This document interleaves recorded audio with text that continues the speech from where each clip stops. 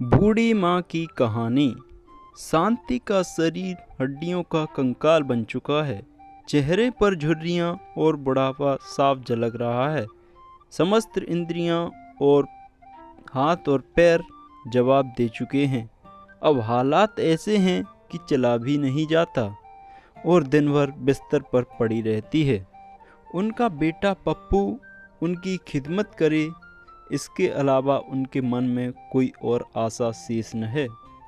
पप्पू जब 5 वर्ष का था तब ही शांति के पति का देहांत हो गया था।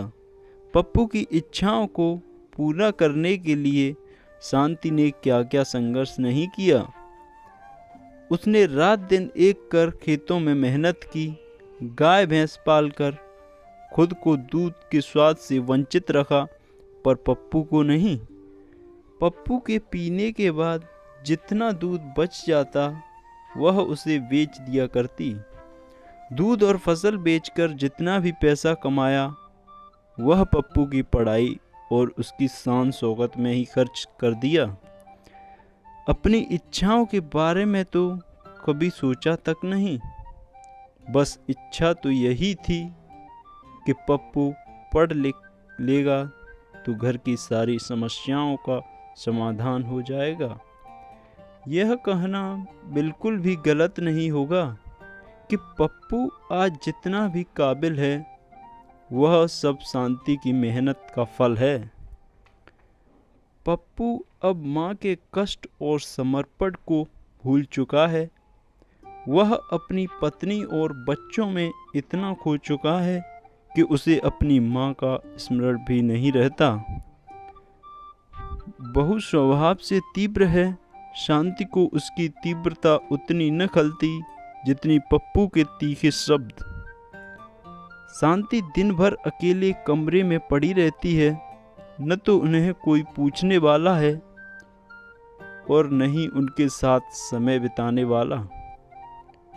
आज 1 महीने बाद पप्पू ने शांति के कमरे में दस्तक दी है।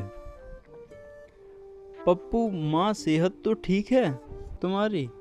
शांति: हाँ, एकदम मज़े में जिंदगी गुजर रही है। तुम देख ही रहे हो, आखिर तुम्हें समय मिल ही गया अपनी माँ से बात करने का।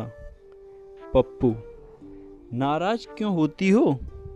आजकल समय ही कहाँ है, दिन भर काम काज में ही उलझा रहता हूँ। शांति: बीवी और बच्चों के लिए तो समय है ना, या उनके लिए भी तुम्हारे पास समय नहीं है?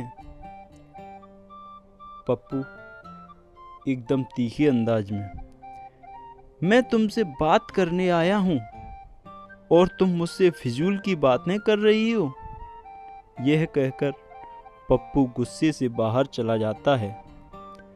माँ एकदम खामोश और करुणा भरी नज़रों से पप्पू को बाहर जाते हुए देख रही थी।